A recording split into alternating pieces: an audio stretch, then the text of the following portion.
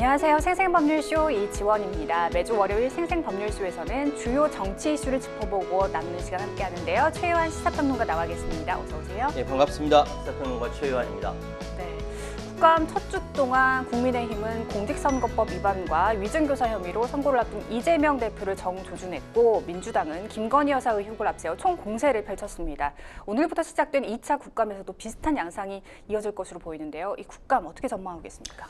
이걸 이제 뭐 나중에도 또 말씀드리겠습니다만 무슨 뭐 블랙홀로 갈 것, 이제 이재명 대 김건희 대 이재명에서 블랙홀로 갈 것이다라고 얘기하는데요. 자, 국정감사는 뭐냐면은 국회의원이 형사의 위치에서 이 행정부를 필두로 한 한국 기관들의 행보에 대한 감사와 감찰을 진행하고 사회적인 문제 등에 대해서 비판하는 공개 청문회입니다. 이게 국정감사예요.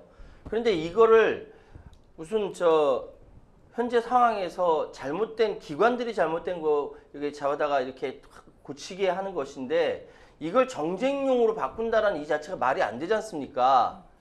이 보면서 참 답답한 게 그 모든 부분에서 어쨌든 국정감사는 여당이 불리해요. 지금 상황은 김건희 여사를 어떻게 연착륙시킬 것인가에 대해서 여당은 고민하고 있거든요. 그래서 이재명 사법 리스크가 얘기가 나오는 겁니다. 이재명 사법 리스크와 김건희의 국정농단 이것이 커서 그런 게 아니라 이게 등가가 아니라 김건희 여사를 중심으로 한 의혹이 크기 때문에 기관들과의 의혹이 크기 때문에 올린 것이 이재명 사법 리스크라는 것 이거 우리 시청자 여러분께서 명확하게 인식하셨으면 좋겠고 이번 주에 과연 어떤 일이 어떻게 튀어나올지 모르겠습니다. 워낙 커다란 이슈들이 펑펑 튀어나오고 있기 때문에 이런 것들 잘 살펴보시고 다음 주에 제가 또 재미나게 설명해 드리도록 하겠습니다. 네, 국감 시즌에도 재보선을 이틀 앞두고 오늘도 나눌 이야기가 참 많을 것 같습니다. 네, 지금 이 방송은 유튜브를 통해서도 실시간으로 함께 방송되고 있습니다. 많은 시청 부탁드리고요. 유튜브를 통한 소통의 창구도 활짝 열어두겠습니다. 방송 중 궁금하신 질문들 올려주시면 저희가 답도 해드릴 테니까요. 많은 참여 부탁드립니다. 여러분은 지금 생생법률쇼와 함께하고 계십니다.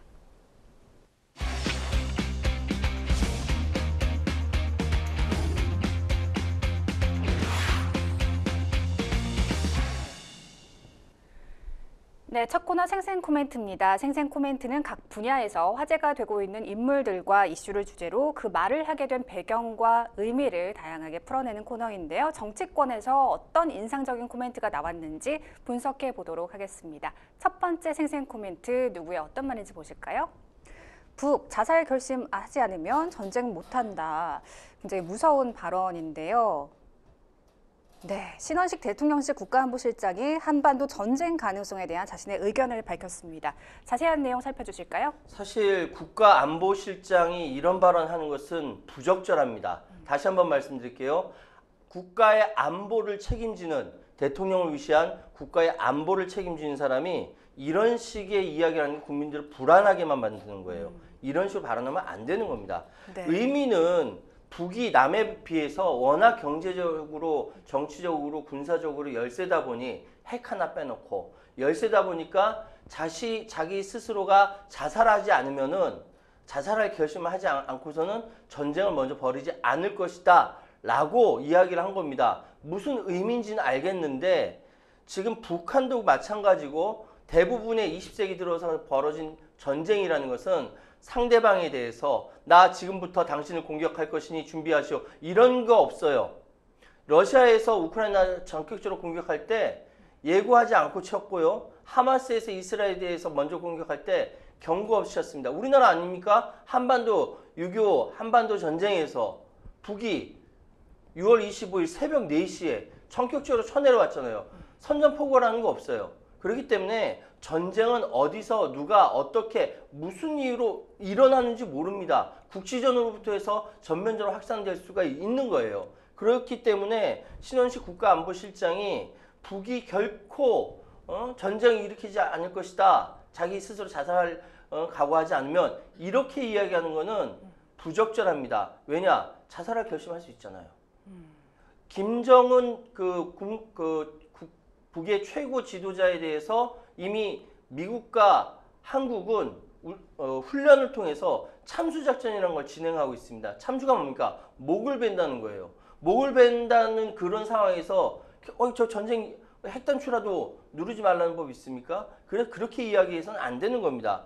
북한이 전쟁을 일으킬 가능성이 6.25 전쟁 이후에 늘 존재했다라는 말은 맞습니다. 그렇게 얘기했거든요. 그런데 지금 상황은 굉장히 초미의 전 세계가 한반도를 하얗고처럼 바라보는 굉장히 위험한 상황으로 되어 있습니다.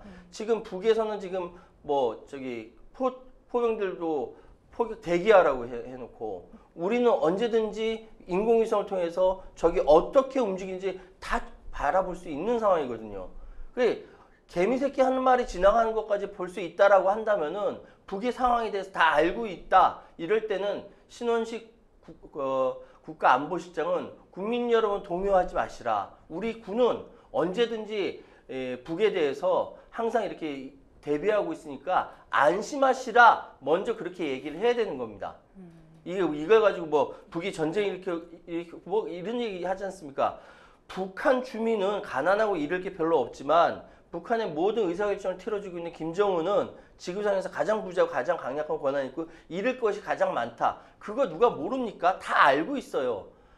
이러면은 김정은 정권, 김정은을 위시로 한 그 가족, 소위 얘기하는 백두혈통만 떠내겠다라는 것인데, 그리고 북한 주민과 이 부분에 대해서 이격시키겠다라는 것인데, 이해는 합니다만 현실적으로 정치적으로 그게 가능하냐? 북한에 대해서 공부한, 북한학을 공부한 저로서는 그것이 거의 불가능하다.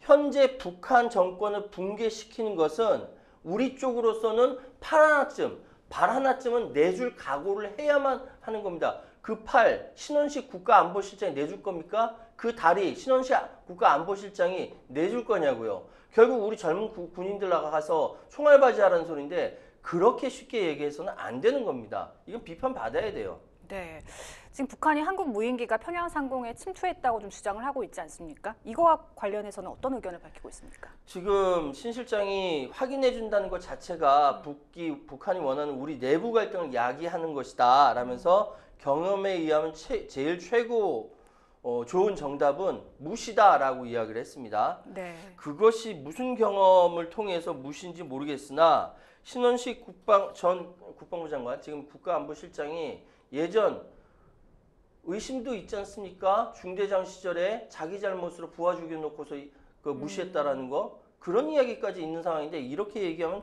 또한 안 되는 것이죠. 자, 한반도에서 전쟁이 일어날 가능성은 몇 %인데 이걸 최대한 억제시키겠습니다 라고 이야기해야 되는 겁니다. 지금 평양에 침투했다는 소위 얘기해서 드론기, 그거는 지금 현재 파악한 바로는 현재 계속 전단을 뿌리고 있는 북한 탈북자 이쪽 진영에서는 우리는 평양까지 갈 수 있는 드론을 가지고 있지 않다라고 이야기했습니다. 오늘 오전에 억울하다면서 박상학 씨가 그 얘기를 했어요. 그럼 현재 평양에 들어갔다라는 것은 북한의 자작극이냐 아니면 국방부에서 보냈느냐, 둘 중에 하나죠. 그런데 그러니까 현재 상황으로서는 자작극이란 목소리가 좀 높아지고 있긴 하더라고요. 근데 자작극일 가능성이 별로 없어요. 누가 그렇게 얘기하는지 모르겠는데 네. 자작극이라고 한다면은 거기에서 뿌려졌다는 전단지의 성격이 자작극일 수 없는 내용입니다.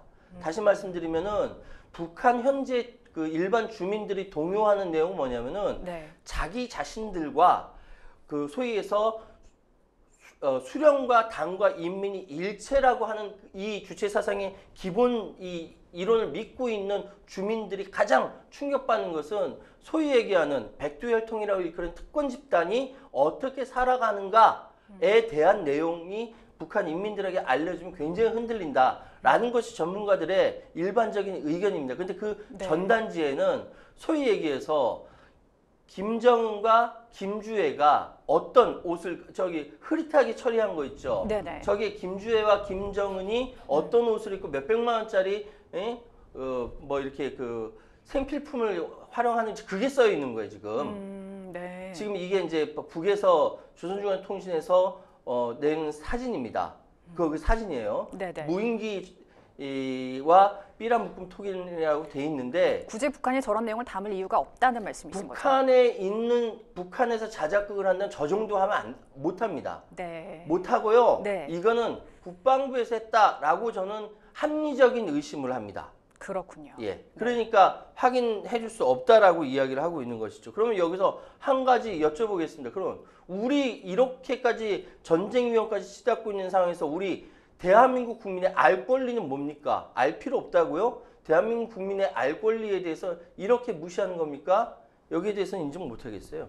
네, 한반도 정세 긴장감이 다시금 고조되고 있습니다. 북한의 주장에 따르면 3차례나 무인기 침투가 있었다고 하는데, 근데 왜 이제야 공개했느냐, 이것도 좀 의문이에요. 그렇죠. 이 부분에 대해서 굉장히 의심할 수가 있어요. 네, 만약에 그 북의 남의 탈북 단체가 소위 얘기해서 뭐 이렇게 전단지 뿌린 적이 있었잖아요. 그거에 대해서는 굉장히 격렬하게 반응을 했었는데 지금 3차례의 무인기 침투가 있었다. 근데 그걸 이제 공개했다. 이상하지 않느냐라고 하는데 일단은 무인기가 왔다라고 하는데 평양은 평양 중심으로 4중의 방공망이 형성되어 있다라고 합니다. 근데 그것이 뚫렸다라는 거잖아요. 이 네. 상황이. 네, 그렇기 때문에 여기에 대해서 아마 책임자는 처벌받거나 받을 거라고 생각을 합니다. 왜냐하면 4중의 방공망이 뚫렸기 때문에 그렇고 그리고 이를 분석하는데 시간이 필요했을 것이다. 그리고 방금 말씀드렸던 건 그 전단지 내용이 워낙 예민한 내용을 담고 있기 때문에 이 사실을 공표할지 그렇지 말아야 할지에 대한 논의가 필요했을 것이다 라고 남의 전문가들은 추정을 합니다. 그러니까 이 상황이 4중의 방공망이 뚫렸다는 것 자체도 수치스러운데 이걸 전 인민들한테 그것도 북에는 언론이 없어요. 언론이 없고 그냥 텔레비전 몇 개 그리고 뭐 잡지, 신문, 노동신문 이것밖에 없는 상황인데 거기에 실린다는 건 북한 인민들 전체가 다 안다는 거예요. 불안해질 수도 있죠. 그래서 그런 여러 가지 고려 요건이 있기 때문에 이게 늦게 발표한 거 아니냐라고 생각이 되는 것이죠. 네. 그렇다면 이 상황을 보면 볼수록 국방부가 왜 확인해 줄 수 없는지가 저는 더 궁금하거든요. 그렇죠. 그러니까 이걸 NCND 긍정도 부정도 하지 않는 전략적 모호성이라고 이야기합니다. 네. 그런데 저는 이렇게 얘기가 나올 때 소름 끼치게 연상되는 나라가 어디냐면 이스라엘이에요. 이스라엘의 네타냐후 총리는 이미 정권을 구성할 때부터 극우 집단이라는 연정을 맺었어요. 연정을 맺으면서 내부 부패에 대해서 국민들이 거부감을 갖고 있었거든요. 그런데 작년 10월 7일 날 전격적으로 하마스가 공격을 하고 나서 지지부진한 상황이 계속되니까 올해 9월 달에 국민들이 수십만 명이 나와서 네타냐후 물러나라고 시위를 합니다. 근데 그 시위 직후에 전쟁이 확대가 됩니다. 하마스뿐만 아니라 레바논의 헤즈볼라 그리고 예멘의 반군 후티에 대해서 전체적으로 공격을 해야 되는 거예요. 이스라엘 미친 듯이 총을 쏘아대는 거죠. 막 여기 막 이렇게 누군가 맞아라 하고. 왜냐하면은 이스라엘의 궁극적인 목표는 이란과의 전쟁을 통해서 근데 여기에 미국을 끌어들여서 이란의 핵시설을 파괴하는 것이 이스라엘의 궁극적인 목적이에요. 근데 네타냐후 전쟁이 끝나면 쫓겨나게 돼 있습니다. 벌써부터 내각 바꾸자는 얘기가 있으니까. 그런데 이런 상황이 벌어질 때마다 국민들이 집요하게 질문했거든요. 네. 네타냐후 총리한테 이거 뭐냐, 저거 뭐냐라고 할 때 이거 확인해 줄 수 없다. 긍정도 부정도 아닌 계속 그렇게 하다가 확장이 돼 버렸어요. 이런 상황이 한반도에 벌어지지 말라는 법이 없기 때문에 우려하는 사람이 많은 겁니다. 설마 이러다 계엄 떨어뜨릴까? 우리 시국에 적용시켜보면 구체적으로 어떤 함의를 얻을 수 있을까요? 지금 상황에서는요. 그 좀 이따가 얘기하려고 그랬었는데 지금 네. 질문하실까 말씀드릴게요. 네. 지금 굉장히 국내적으로 예민한 상황이 계속 벌어지고 있어요. 일각에서는 대통령 뭐 탄핵 이야기가 나오고 일각에서는 대통령 계엄 얘기가 나오는 상황에서 굉장히 첨예하게 부딪히고 있는 상황에서 여기서 남북의 국지전이라도 벌어지면은 상황은 완전히 정치 질서고 뭐고 이거 다 망가진다라는 것이죠. 그렇기 때문에 지금 상황은 사실은 국방부터 시작해서 대통령부터 시작해서 지금 어떠한 상황이 벌어졌고 이 상황에 대해서 우리는 어떻게 대처를 했으며 드론기의 실체는 이거다. 어떤 전단지를 보냈다. 이것이 일목요연하게 국민들에게 그대로 알릴 때 정부는 국민에게 신뢰를 받고 나라를 지키는 젊은 군인들은 아 그래도 내가 이 나라 이 정부를 믿고 우리 북한 공산당이랑 싸울 수 있구나라는 자신감을 갖게 되는 겁니다. 신뢰 없으면요 아무것도 할 수가 없어요. 그렇기 때문에 지금 상황은 정부 신뢰의 위기이자 한반도의 위기다라고 전 정의하겠습니다. 뭐 만들어진 혼란이 좀 필요한 상황인 것 같기도 하고요. 결국 국민들의 불안감만 좀 커지고 있는 것 같습니다. 계속해서 두 번째 생생 코멘트 만나보겠습니다. 두 번째 생생 코멘트는요. 5.18 두 개의 노벨상 안겨 노벨문학상을 수상한 한강 작가와 관련된 발언인 것으로 보이죠? 바로 조국 대표가 한 발언인데 자세히 살펴주실까요? 그 조국 대표가 5.18이 두 개의 노벨상 안겼다라고 표현했는데 네. 조금 이야기를 잘못한 부분이 있어요. 소년이 온다였는데 소년은 없다라고 했다가 정정했어요. 예, 페이스북에 썼는데 정정했더라고요. 저랑 패친이라서 보니까 정정했더라고요. 바꿨더라고요. 그 정도는 뭐 헷갈릴 수도 있지 네, 않겠습니까? 헷갈릴 수 있죠. 인정합니다. 네. 그리고 그런데 이제 한 가지 더 결정적인 우리 이제 시청자 여러분께서 어떻게 생각하실지 모르겠는데 소년이 온다로 노벨상을 받는 게 아니에요. 노벨 문학상은 작가한테 주는 거예요. 네. 예, 작가한테 주는 것인데 소년이 온다로 문학상을 수상했다라는 건 잘못된 표현이죠. 그러니까 소위 얘기해서 현재의 그 한강 작가가 30여 년 동안 작품 생활을 해오면서 네. 한강 작가만 가지고 있는 독특한 자기의 시적 언어, 현실의 불합리성 그리고 인간의 폭력성에 대해서 네. 생생하게 고발하는 그 내용들이 작품 전체를 통해서 통틀어서 굉장히 독특한 시각을 가지고 있다라고 노벨상을 주는 한림원에서 판단했고 네. 그 한림원에서 그 작가 한강한테 준 겁니다. 그런데 한강한테 주다 보니까 그 대표적인 작품이 지금 소년이 온다 채식주의자입니다. 뭐 바람이 분다 가라라든지 흰이라든지 다 있어요. 네네. 있는데 그 중에 대표적인 작품이 특히 소년이 온다에서는 5.18 광주 민주화운동을 배경으로 했던 것이고 5.18 광주 민주화운동이 배경이 됐다는 건 또 다른 인물이 떠오르죠. 그 김대중 대통령. 네. 이 두 이러한 배경이 있기 때문에 5.18이 노벨상을 그러니까 이제 뭐랄까 두 개의 노벨상 안겼다라고 조국 대표가 표현했죠. 그런데 여기서 더 명확하게 이야기할 것은 5.18을 폄훼한 자들, 김대중을 빨갱이로 몰았던 자들, 한강을 문화예술 블랙리스트로에 올렸던 자들은 부끄러워하고 있을까? 아닐 것이다. 이런 망발을 일삼은 자들은 반성 없이 여전히 활보하고 있다라고 비판했습니다. 자, 지금도 활보하고 있죠. 반성하십시오, 정규재 씨. 반성하십시오, 김규나 씨. 반성하십시오, 정유라 씨. 그러니까 제주 4.3 사건을 다룬 작별하지 않는 것도 개인적으로 좋아하고요. 또 채식주의자는 요즘 상당히 논란이 되고 있는 것 같은데 이 한강 작가의 노벨 문학상 수상으로 정치권의 문학의 블랙리스트 사건이 재소환되고 있습니다.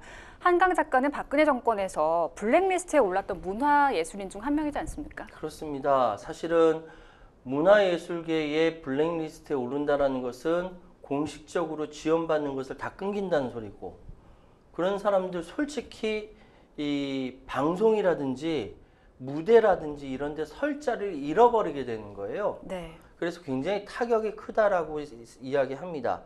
지금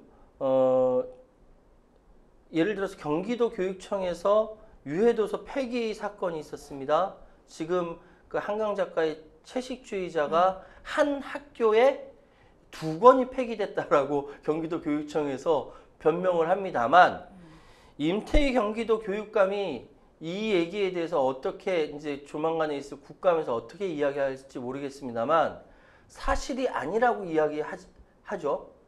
아니요, 사실입니다. 보수 학부모 단체에서 공문을 보내서 이거 성교육 아이들 성교육에 좋지 않습니다라고 얘기했는데 진위도 따지지 않고 이걸 그 공문을 그대로 붙여서 다시 공문을 보낸 거 아닙니까? 학교에서는 당연히 교육청에서 받아온 공문은 절대적이거든요. 그렇죠. 그걸 받아서 할 수밖에 없는데 그 가운데 한 학교에서 2권을 폐기했다라고 이미 나온 겁니다. 근데 실제로는 얼마나 더 폐기했는지 발표를 안 하고 있을 네. 뿐이지 네. 모르는 거예요. 그런데 이거를 그저 한 학교에서 2건만 폐기했어요. 그리 많이 폐기하지 않았습니다. 라고 경기도 교육청에서 그렇게 얘기할 겁니까? 아니잖아요. 창피해야 하잖아요. 반성해야 되잖아요. 그러니까 지금 어떤 이야기냐면 과거에는 노벨상 수상작을 우리가 찾아서 읽었는데 지금은 우리가 읽었는데 그게 노벨상 수상작이 된 거예요. 말이 안 되는 일이 대한민국에서 벌어진 겁니다. 네. 얼마나 영광스럽습니까? 제가 국뽕이라고 얘기하는 것이 아니라 우리가 그만큼 문화적 저력이 쌓여 있다라는 거예요. 알고 보니까 어디 한강만 그렇습니까? 봉준호가 그렇고 박찬호가 그렇고 황동혁이 그랬다라는 거 아닙니까?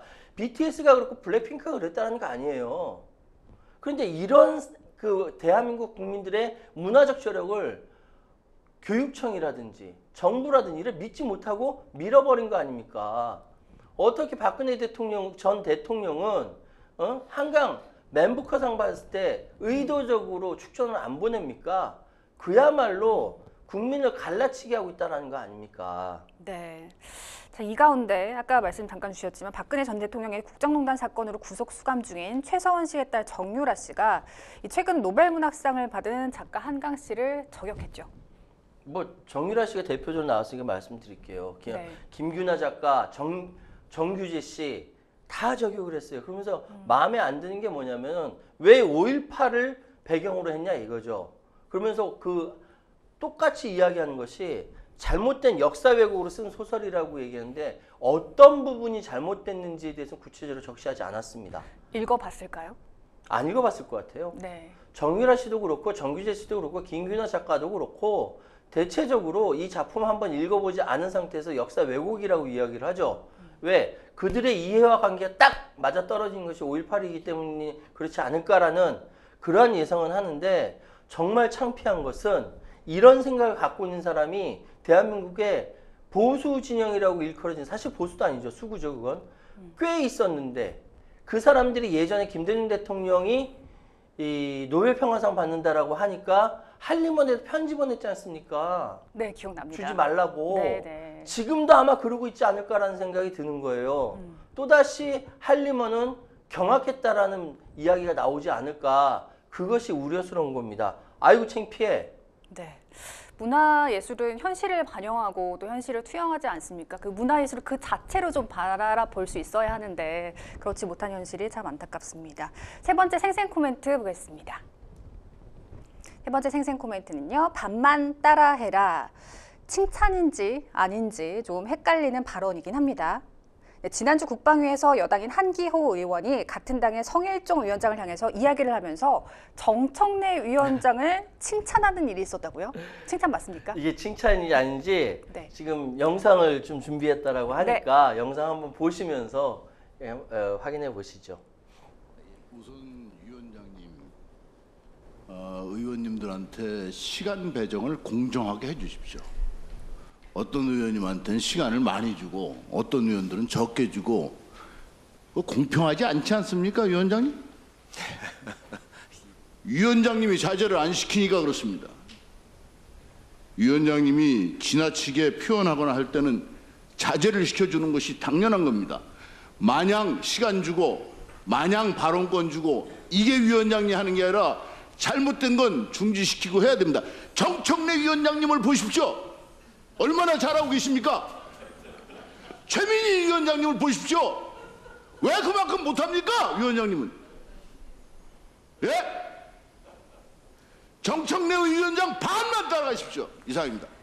한기호 의원이 왜 야당 상임위원장처럼 세게 못하냐 이건데요. 과거에 한의원도 위원장을 하지 않았습니까? 네, 맞습니다. 네. 지금 한기호 의원이 군인 출신이에요. 네. 그런데 지금 국방위원장을 하고 있는 성일종 위원장을 향해서 불만 섞인 막 이렇게 이야기를 하는 것이죠.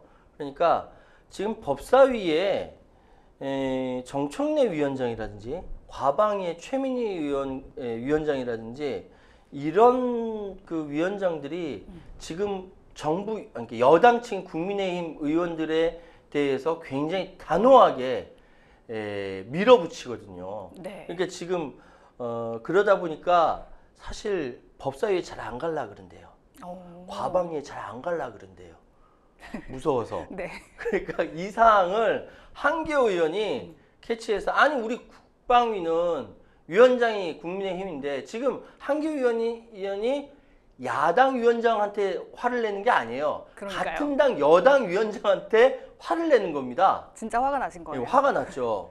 그러니까 마냥 시간 주고 마냥 발언 주고 이게 위원장이 하는 게 아니라 잘못된 거 중지시키고 해야 합니다. 라고 이야기한 것은 성일종 위원장이 그렇게 하고 있지 않다라고 지금 타박을 주는 겁니다. 왜? 근데 성일종 위원장 입장에서는 아니 모든 상임위에 야당이 더 많아요. 어떻게 할 수가 없어요. 그래서 밀리는 거거든요. 근데 거기에 대해서 한기호 위원장이 네. 정청래 반만 따라해라. 최민희 반만 따라해라. 라고 타박을 주는 것인데요. 네. 이게 과연 칭찬인지 욕인지 어쨌든 불만을 강하게 호출한 것입니다. 네. 뭐 칭찬인지 아닌지는 각자의 판단에 맡기는 걸로 하겠습니다. 지금까지 생생 코멘트 만나봤고요. 저희는 뉴스픽스로 다시 돌아오겠습니다. 여러분은 지금 생생 법률쇼와 함께하고 계십니다.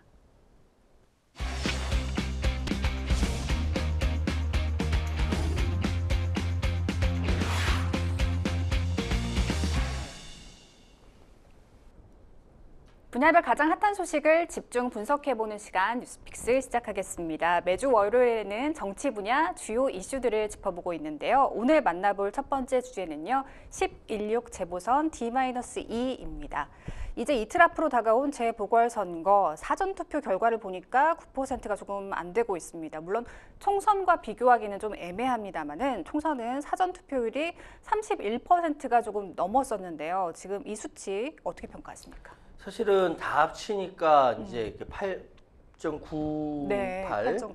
예, 얼마 안 되는 것이죠. 지금 전남 영광, 곡성, 인천 강화 세 곳의 군수, 부산 금정구청장, 그리고 서울 교육감 선출합니다. 네. 지금 전남 영광 군수 재선거가 43.06%, 네. 다섯 곳 가운데 가장 높습니다.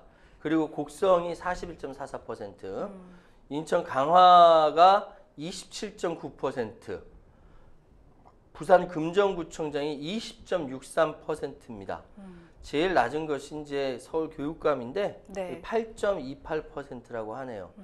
그러니까 사실은 사전 투표라는 것이 이렇게 있다라는 것은 국민들이 최대한 많이 투표할 수 있도록 배려를 하는 것이거든요. 편의를 네. 제공하고 이거 보면은 사실 대한민국의 이 투표제도 내지 이 투표 시스템이 세계적이에요. 세계에서 가장 잘 됐다라고 이야기해도 과언이 아닐 정도로 네. 굉장히 정확하고 굉장히 잘 돼 있습니다. 그런데 그럼에도 불구하고 사전 투표율이 상당히 낮다라는 것은 어쩌면 당선되었음에도 불구하고 과반이 미달된다. 투표율이 과반이 미달된다라고 하면은 그 정당성마다 뿌리가 흔들리는 것이거든요. 네. 이 부분은 굉장히 세계적으로 우리 선거 시스템은 세계로 수출도 합니다. 예, 막 외국에 막 수출했어요. 선관위에서. 근데 이런 거 이렇게 잘 돼 있는데도 이렇게 안 된다. 이건 좀 섭섭하지 않는가? 예, 좀 많이 섭섭하네요. 예. 네.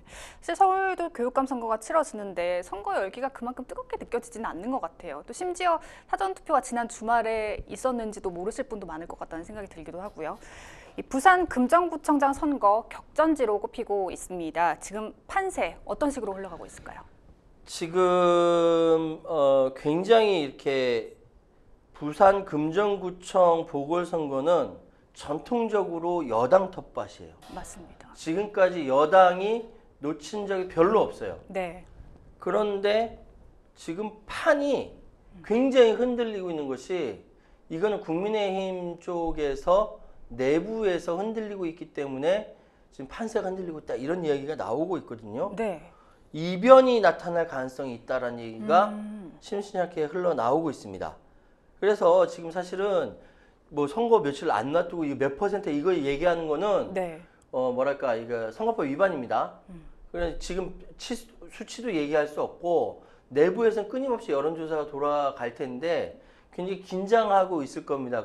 그런데 지금 부산 금정구청장 선거가 정권 심판 선거로 이야기가 되고 있기 때문에 네. 여당으로서는 더욱 힘들고 어려운 상황이 되고 있는 것이죠. 그래서 여는 지금 야에 대해서 각세우기라고 있지만 야는 지금 그 조국혁신당과 그 민주당, 더불어민주당이 서로 단일화 후보를 해서 김경주 후보가 있기 때문에 굉장히 격전지로 떠오르고 있다. 전통적인 텃밭, 여당 텃밭이 무너질 위기까지 있는 거 아니냐라는 이야기들이 많이 퍼져 있다라고 합니다. 네, 이 금정구의 전직 구청장이 뇌출혈로 돌아가시는 바람에 재보궐선거를 하게 된 건데요. 김영배 민주당 의원이 보궐선거 원인을 국민의힘이 제공했다고 혈세를 낭비한다고 해서 좀 비판이 일었습니다. 이후 김 의원이 사과를 하긴 했는데 이게 좀 변수가 될 가능성은 없을까요? 어떻게 보세요? 변수가 될 가능성이 있습니다. 그러니까 사실은 김영배 의원이 이 그 전직 구청장의 사망 사건에 사망을 했는데 그래서 재보궐선거가 됐는데 네. 뇌출혈로 일하다가 돌아가신 거거든요. 네네. 거기에 대해서는 그렇게 비판을 하지 말았어야 되는데 이 상황에 대해서 그 전에 그 국민의힘 이 돌아가신 분과 관련돼서 선거법 위반 논란이 있었단 말이에요. 네네. 거기에 꽂힌 거죠. 그렇게 이렇게 얘기하다가 국민의힘이 제공했다 이렇게 얘기하는데 이건 명백하게 잘못된 거죠. 그래서 사과를 한 것이죠. 그런데 문제는 이 발언 파문이 일파만파 번지니까 민주당에서는 징계 회부를 했습니다. 네. 그러나 지금 선거라는 것은 지나가다가 누가 넘어졌다, 넘어지면서 누굴 욕을 했다, 그게 막 난리가 날 수 있는 굉장히 예민한 상황이에요. 너무 급하니까 고양이 손이라도 빌리고 싶다라고 이야기하는 것이 후보자들의 마음이거든요. 지금 굉장히 예민한 시기에 민주당 의원이 이렇게 얘기한 것은 어쩌면 지역 유권자들의 마음을 건드릴 수가 있는 부분이고 이렇게 되면 이건 일파만파가 더 커질 수가 있어요. 그래서 한동훈 대표도 이 부분에 대해서는 계속 김영배 의원에 대해서 물고 들어가는 겁니다. 근데 아까 이곳이 정권 심판지로 떠오르고 있다고 말씀해 주시지 않았습니까? 예. 그러니까 변수가 좀 너무 많은 거네요, 이제. 선거에서 변수는 네. 너무너무 많아요. 항상 많고요. 항상 많아요. 네. 그러니까 원래대로 한다면은 네. 전통적인 여당 텃밭 싸워봤자 뭐 할 그것도 없이 여당이 이기는 거야. 또 여기는 전통적인 야당 텃밭 싸워볼 것도 없이 야당이 이기는 거야. 이렇게 텃밭이 있다라고 한다면 변수라는 게 소용이 없죠. 네. 그런데 선거라는 건 항상 어디서 어떻게 무슨 뭐가 튀어나올 줄 몰라요. 전통적 여당 텃밭인데 여기에서 그 소위 해서 정권 심판론이 등장해서 여당이 불리해졌어. 그리고 막 이러고 있다 갑자기 실언을 하는 바람에 또 뒤집어졌어. 그러니까요. 변수는 계속 벌어지는 거예요. 그래서 선거는 실수하지 않는 쪽이 이긴다라는 이야기가 있을 정도입니다. 네, 끝까지 봐야겠네요. 그럼 야권 내 싸움으로 분석되고 있는 전남 영광 좀 보겠습니다. 사전 투표율 43.06%, 곡성은 41.44%입니다. 지금 야권에서 아주 치열하게 싸우고 있는데 진보당이 또 의외로 선전을 하고 있습니다. 이 판세 어떻게 분석하고 계십니까? 사실은 뭐랄까 진보당 쪽에서 이렇게 굉장히 선전한 것, 그러니까 국민의힘을 엮이지도 못하고 더불어민주당, 조국혁신당, 진보당 삼각축에서 네. 정말 미세한 차이로 진보당이 1등을 하고 있는 것은 지역 일꾼이 나와서 그런 거예요. 지역 네. 일꾼이 나와서 그렇고 네. 사실은 조국혁신당과 더불어민주당의 두 당의 색깔의 그 차이가 없음에도 불구하고 분열이 된 것이고 지역 일꾼이 지속적으로 옆에서 역할을 하면서 자기 역할을 했기 때문에 진보당에서 좋은 성과를 내고 있는데 그리고 또한 이쪽은 야권세가 다 강한 데입니다. 네. 그러니까 아무리 뛰어도 여당이 당선될 이유가 없다라고 생각한 진보주의적인 유권자들이 더불어민주당 안 찍어도 돼, 조국혁신당 안 찍어도 돼, 난 진보당 찍을 거야 라는 소신 투표를 할 수 있는 조건이 갖춰져 있기 때문에 이런 결과가 나왔다라고 말씀드릴게요. 네. 자, 인천 강화군수 보궐선거 사전 투표율이 30%에 육박을 했는데요. 지금 변수가 인천시장 지냈던 안상수 후보가 무소속으로 나왔습니다. 보수표가 분열되지 않을까요? 분열됐죠. 분열됐고요. 네. 지금 강화군수 선거를 치르는 이유가 여기 전 군수가 지병으로 사망을 했습니다. 여기도 이제 사망 케이스예요. 네. 그런데 국민의힘의 강화군수 후보가 지금 그러니까 불법 선거운동 혐의로 재판에 넘어간 상황입니다. 네. 불구속 기소가 됐어요. 그러면 국민들이 생각을 할 때 기소된 범법자한테 표를 줘? 그런데 야당은 주기 싫어. 그럼 누굴 주지? 무소속 줄래? 이럴 수가 있는 거예요. 그렇죠. 그런데 워낙 여당세가 강화된 데이기 때문에 강화도라는 지역이 네. 표가 갈리면 어부지리로 야당이 당선될 수도 있는 부분이에요.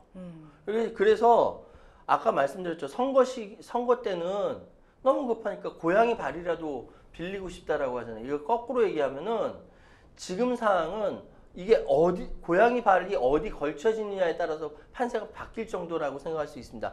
보수가 워낙 강한 지역인데 안상수가 이렇게 딱 등장함으로 말미암아 상황이 어디로 튈지 모르는 상황이 됐다. 다만 안상수 후보가 굉장히 나이가 많거든요. 네. 그래서 지금 상황이 국민들이 고개를 갸우뚱갸우뚱 하고 있는 섣부른 상황이죠. 판단을 하기가 어려운 상황이군요. 어렵죠. 예, 맞습니다. 네. 자, 비교적 관심을 덜 받고 있는 서울시 교육감 선거 8.28%의 사전 투표율이 나왔습니다. 후보 단일화가 좀 쟁점입니다. 진보 진영 후보들은 단일화를 이뤘는데 보수 진영 후보가 2명입니다. 조전혁 후보, 윤호상 후보로 조 후보가 윤 후보가 단일화를 제안했지만 윤 후보는 거절 의사를 밝혔습니다. 완주하겠다는 건데 최종 결과 어떻게 예상하십니까? 지금 상황에 윤호상 후보가 단일화하자라니까 난 보수 아니야, 난 중도야라고 얘기했거든요. 네. 중도 후보이기 때문에 보수랑 단일화할 수 없다라고 얘기했고 또 윤호상 후보는 전 그 교육감 선거 때도 또 출마를 했었습니다. 네. 그러니까 자기 지분이 있어요. 그때도 한 5% 득표율을 5%대 하셨다고요. 득표를 했죠. 네. 그런데 이런 상황에서 지금 그 진보 진영 쪽에서의 정근식 후보와 보수 진영 쪽의 조전혁 후보가 서로 맞붙는데 아무래도 중도라고 이야기를 윤호상 후보가 이야기하지만 사실은 중도가 아니에요. 보수예요. 네. 보수 쪽에 있는데도 후보 단일화를 하지 않은 겁니다. 그러니까 여론조사 결과를 보면은 이미 이제 지난 9월 29일이죠. 네. 29일, 30일 여론조사에 조전혁 후보와 정구식 후보는 소위 그 오차 범위 내에서 접전을 벌이는 걸로 나와 있습니다. 네. 그런데 응답자 중 투표 의향이 있다는 답한 비율이 84.6%예요. 이게 그 여론조사에서 응답을 하는 사람은 굉장히 정치적 고관여층일 가능성이 굉장히 커요.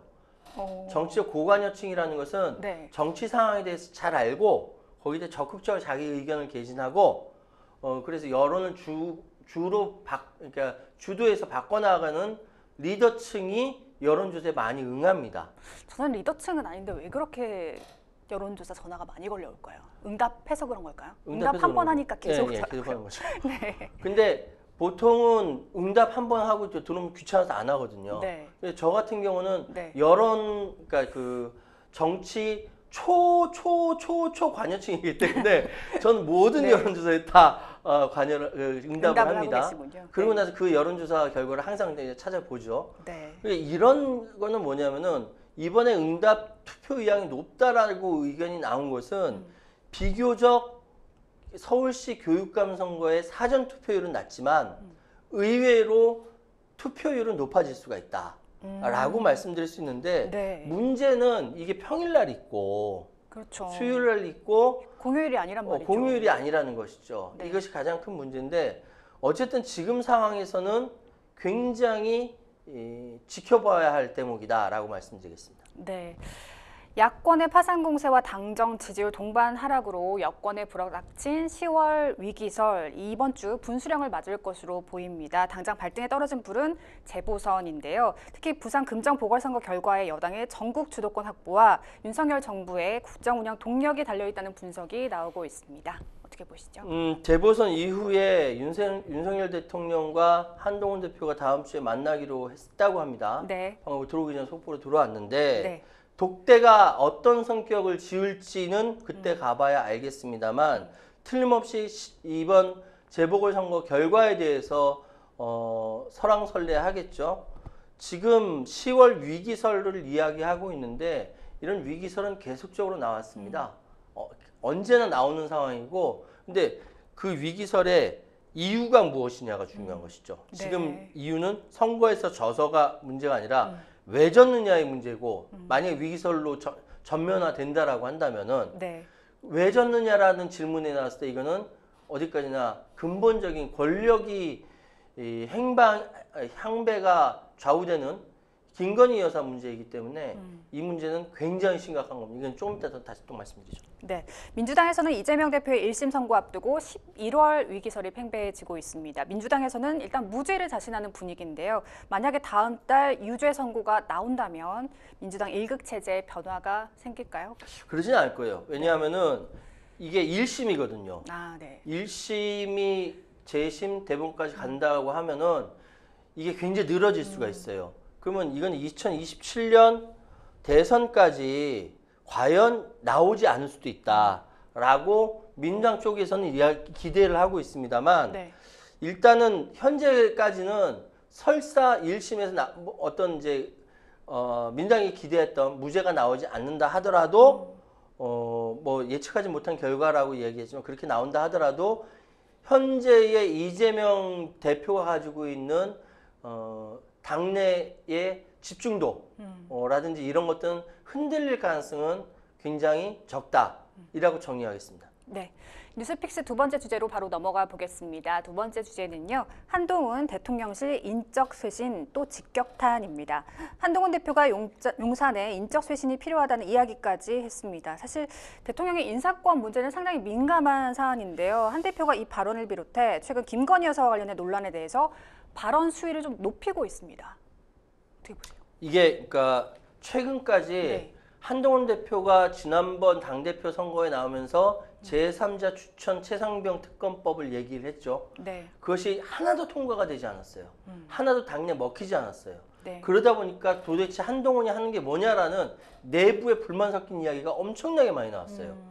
저도 그 얘기를 들었거든요. 네. 저 취재하다 보니까 그렇게 듣게 됐습니다. 네. 그러다 보니까 한 대표의 리더십 문제로 당내가 설왕설래하다가 그때 한동훈 대표 낙마설까지 이야기가 나왔습니다. 근데 소위 친윤그룹이 계속 밑에서 흔들고 있다라고 얘기를 하고 있는데 이 상황에서 누가 등장했냐면 명태균이 등장한 거예요. 소위 얘기하는 김영선 의원이라든지 아니면 당내에 있는 그 수많은 김종인, 이준석 그때 국민의힘 있었을 네네. 때 뭐 홍준표, 오세훈, 나경원, 뭐 안철수 이름 까면 갈수록 계속 튀어나오는 상황이고 더 중요한 것은 지금 이 상황에서 대통령실에서 가타부터 어떻게 할 줄 모르고 쩔쩔 매고 있는 상황이거든요. 네. 이런 상황이 돼버리니까 일거에 지금 한동훈 대표의 입장 일거에 바뀐 거예요. 지금 명태균 같은 분들이 설칠 수 있고 이런 분들의 약점 잡힌 정치가 구태 정치다 라고 이야기해서 일가를 던졌는데 즉 지금까지 주도권을 가지고 있는 헤게모니를 가지고 있는 정치인들이 모두 다 구태 정치고 네. 나 한동훈은 그것과 관계없기 때문에 내가 새 정치를 할 수 있는 거야 라고 주장을 하는데 반박을 못하고 있는 거예요. 아무 데서도 심지어 대통령실에서조차. 네. 그러니까 지금 점점 발언 수위를 높이면서 자칫 자신이 날아갈 수 있는 상황이 바뀐 거죠. 한동훈 대표 신났죠 지금.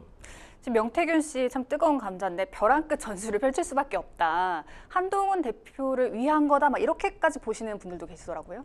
그 지금 상황은 제가 네. 또 후에 말씀드렸습니다만 네. 미래 권력과 현재 권력이 싸우면은 미래 권력이 이깁니다. 네. 왜냐면 현재는 내일 되면 과거가 되잖아요. 그렇거든요. 정치 권력이라는 게 이런데 지금 상황에서 명태균은 버티면서 버티는 것이 김건희 여사에 대해서 타격을 주는 것이고 현 정부에 타격을 주는 것이고 네. 이렇게 버티는 것이 한동훈 대표를 자기가 의도했던 의도하지 않았던 도와주는 꼴이 되기 때문에 네. 그렇습니다. 그러니까요. 대통령실은 계속 공식 대응을 자제하는 분위기입니다. 재보궐선거를 코앞에 두고 일단은 참는다는 건데요. 여권 내 갈등이 부각되면 결국 이득을 보는 건 민주당일 거라는 판단 때문인데 근데 마냥 가만히 있지만은 않을 수 있지 않을까요? 이제 언론들은 그렇게 해석을 하더라고요. 네네. 참는다라고 네. 해석하는데 저는 참는다라고 해석하지 않아요. 참는 게 아닙니까? 참는 게 아니라 꼼짝 못하고 있는 겁니다. 그렇군요. 왜냐하면 말 한마디 하면 이것이 일파만파 퍼져나갈 가능성이 있기 때문에 그렇습니다. 그러니까 지금 선거를 앞둔 시점에서 자기가 무슨 말 한마디를 하게 되면은 자기가 아니라 대통령실에서 한마디 하게 되면은 이 상황이 선거에 직접적인 영향을 미치게 되죠. 네. 여기에 명태균이라는 사람이 워낙 깊게 많이 폭넓게 관여가 돼 있기 때문에 네. 뭐라고 한마디 나온 것이 덧붙여져서 난리가 날지 모르는 상황인데 선거에 영향을 미친다면 진다는 거 아닙니까? 그럼 한동훈 대표가 나중에 찾아와서 용산 때문에 이번 선거에 졌잖아요 라고 할 말이 없거든요. 그 꼼짝을 못하고 있는 거지 참고 있는 게 아니에요. 참는 거는 자기가 주도적으로 난 지금부터 참겠어 이게 참는 거고, 꼼짝 못하고 있는 건 참는 게 아니죠. 억압당하고 있는 것이죠. 주위 상황에 의해서. 전 대통령실이 그런 거라고 생각하고, 그러기 때문에 이 상황에 대해서 한동훈 대표도 상황을 예의주시하면서 대응을 자제하고 있는 것이죠. 이 한 대표가 용산을 향해서 발언 수위를 좀 높이고 공개 발언을 이어가는 게 과연 민심에는 어떻게 작용할까요? 이거는 이제 거꾸로 생각해야 돼요. 거꾸로 한동훈 대표가 공개 발언을 이어가고 자꾸 자신의 발언 수위가 에스컬레이트 되고 있는 것은 늘 가지고 민심을 볼 것이 아니라 워낙 민심이 안 좋으니까 네. 그 워낙 안 좋은 민심을 지금 선거 현장에서 확인하니까 발언 수위가 높아가고 있는 거 아니냐라고 해석을 해야 됩니다. 지금 예를 들어서 서울 지역 그 대통령 오늘 나온 여론조사, 네. 모 여론조사 기관에서 서울 지역 대통령 국정 지지도가 10%대로 떨어졌어요. 이게 충격적인 10%요? 10%대예요. 와. 정확하게 말씀드리면 19% 나왔습니다. 네. 중앙선거 여론조사 심의위원회 보시면 나와 있어요. 최저치 아닌가요? 예? 역대 최저치 아닌가요? 여태 최저치죠. 네. 서울 지역입니다. 서울 네, 지역. 네. 예, 예. 여론조사 꽃에서 조사한 내용인데 이런 상황까지 가 있기 때문에 대통령이 아무 말 못하죠. 그런데 한 대표에서는 지금 자기가 솔직히 나중에 독대를 하게 되면 한 군데라도 또는 두 군데, 사실 2대2는 되어야 자기가 목소리를 낼 수가 있죠. 강화하고 금정에서 이겨야 목소리를 낼 수가 있다고요. 근데 둘 다 지고 나가면은 어떻게 얘기하냐? 용산 때문에 졌다라고 얘기할 거고, 네. 근데 한 군데에서라도 이기면은 그나마 나 때문에 이길 수 있었다라고 얘기할 수 있는 거예요. 그래서 지금 양쪽에서 부딪혀 싸우면은 한동훈도 할 말이 없기 때문에 대응을 자제하고 있는 거라니까요. 네. 자, 일각에서는 독대를 앞두고 의제를 선점하려는 의도가 아니냐 이런 분석도 좀 나오고 있습니다. 만약에 윤 대통령과 한 대표가 만났을 때 좀 의제가 올라가게 된다면, 특히 인적 쇄신 문제가 올라가게 된다면 윤 대통령 어떻게 받아들일까요? 사실은 지금 헤게모니, 그러니까 주도권은 한동훈 대표한테 가 있습니다. 네. 왜냐하면 독대를 할 것인가 말 것인가에 대해서 오늘 속보로 독대한다라고 나왔는데 네네. 그거에 대해서 결정권을 쥐고 있는 것이 한동훈 대표였어요. 그렇기 때문에 헤게모니 한동훈 대표한테 있다. 지금 용산으로서는 할 말이 없는 거예요. 대통령실에서 할 말이 없고, 그래서 따라서 이 의제 역시 한동훈 대표 쪽에서 정할 것이다. 근데 그 의제가 만약에 지금 핵심이 되는 김건희 여사 라인 정리라든지 아니면 의정 갈등이라든지 한동훈 대표의 마음에 흡족하지 않은 다른 의제가 설정된다. 예를 들어서 이번에 동남아 순방 결과에 대해서 설명해 줄게. 뭐 이렇게 나오면은 한동훈 대표는 거기서 나 안 할래 라고 할 수 있는 부분이거든요. 네. 그렇기 때문에 지금 상황은요, 윤석열 대통령이 현재 권력이 미래 권력, 어쩌면 미래 권력이 진짜 될 수도 있는 한동훈 대표한테 권력을, 그러니까 질 수밖에 없는 그런 구조다라고 말씀드리겠습니다. 네.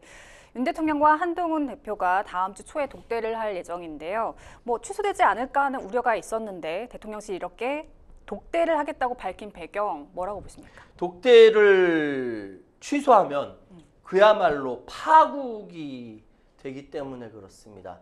더 이상 이 국정 운영을 해나갈 힘이 없어집니다. 이런 상황이라고 한다면은 결국은 독대를 수용할 수밖에 없고, 그거 한동훈 대표가 헤게모니를 주도권을 쥐고 있기 때문에 그런 것이고요. 이 상황이 나중에 어떤 결과를 나올 것인지 이건 또 다음 주에 다시 말씀드리도록 하겠습니다. 네. 행생법률쇼 오늘도 마칠 시간입니다. 오늘 함께해 주신 최우한 평론가님 고맙습니다. 감사합니다. 네, 생생법률쇼 여기까지입니다. 시청해 주신 여러분 고맙습니다.